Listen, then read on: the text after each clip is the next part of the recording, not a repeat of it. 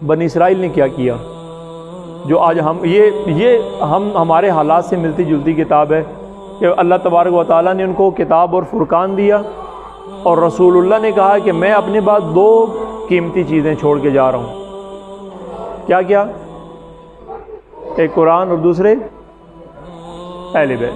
کہا کہ ان دونوں سے تمسک رکھنا، مضبوطی سے پکڑ کے رکھنا ان دونوں کو، جس طرح ان کو کہا کہ تم نے خذوا ما آتینکم بقوہ، اس کو مضبوطی سے پکڑ لینا، ہمیں بھی اللہ تبارک و تعالیٰ کے رسول نے کہا کہ میں اپنے بعد 2 گراں قدر، 2 قیمتی، 2 اثاثے، 2 سرمائے، 2 عظیم چیزیں چھوڑ کے جا رہا ہوں۔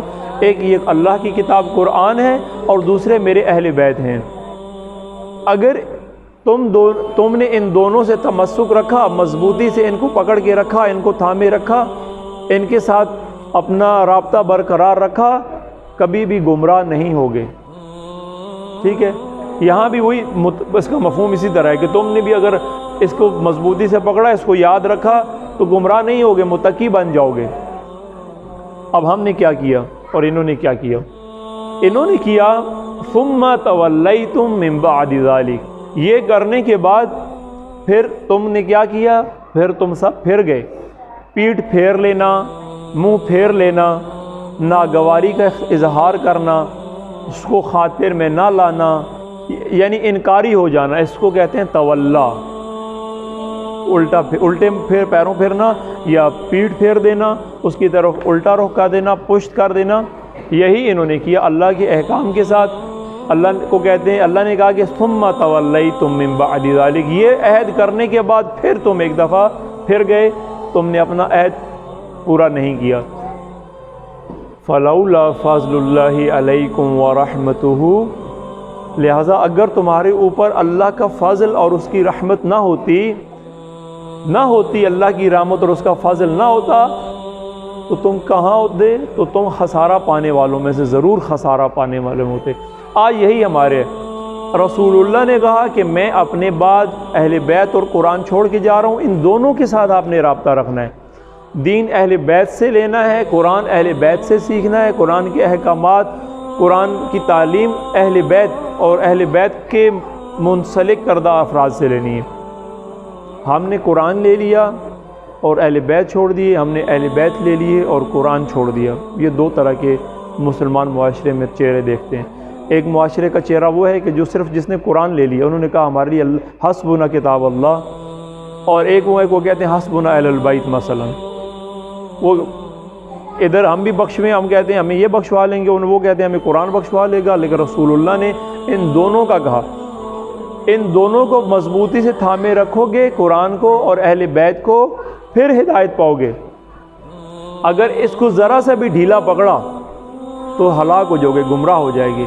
مثال یہاں پہ استاد بزرگوار ہمارے استادوں کے مرتبے پہ آغا حیدر نقوی صاحب نے اس کی بہت بہترین اس دفعہ مثال دی تھی، اور مجھے بہت پسند آئی، میں کافی جگہوں پہ دیتا ہوں۔ اللہ تعالیٰ ان کی صحت و سلامتی ان کو صحت و سلامتی والی زندگی دے۔ استاد ان کے لیے ایک دفعہ صلوات پڑھیں، اللہم صلی علی محمد و آل محمد۔ اچھے طریقے سے انہوں نے سمجھایا تھا یہ تمسک کا۔ آج ہم بھی یہ ہمارے لیے لیسن ہے۔ اب آج ہم بنی اسرائیل نہیں ہیں، ہمارے پاس بنی اسرائیل کی کتاب نہیں ہے، ہم مسلمان ہیں، ہمارے پاس قرآن ہے۔ ہم کیا کر رہے ہیں؟ رسول اللہ نے اہل بیت اور قرآن چھوڑ دیا، ہم نے بھی اس کے بعد ہم بھی تولیتم، ہم بھی پھر گئے۔ قرآن موجود ہے، مضبوطی سے نہیں پکڑتے۔ قرآن موجود ہے، قرآن کو آج ہمارے معاشرے میں قرآن پڑھا نہیں جاتا، قرآن پڑھا جاتا ہے، قرآن سمجھا۔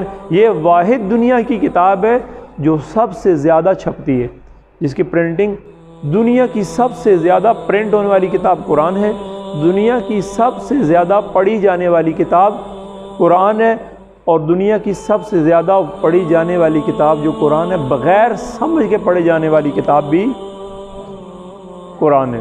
یہ ابھی ایک عزیز وہ بات کر رہے تھے، مجھے ان کا جملہ بہت اچھا لگا کلاس میں، کہ بغیر سمجھ کے پڑھے جانے والی۔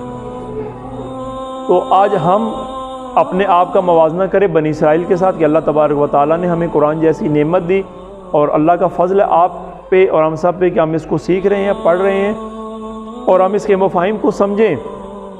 قرآن کو اس لیے سمجھیں کہ یہ قرآن میں اللہ تعالیٰ نے کہا ہے کہ اس میں تمہارا ذکر ہے، اے لوگو انسانوں اس میں فی ذکرکم، اس میں تمہارا ذکر ہے۔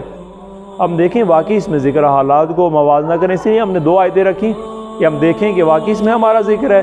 حالات یہی بتاتے ہیں کہ یہ آیتیں ہمارے اوپر آئی ہیں کہ جو آج ہمارا رویہ ہے قرآن کے ساتھ، اہل بیت کے ساتھ، دین کے ساتھ۔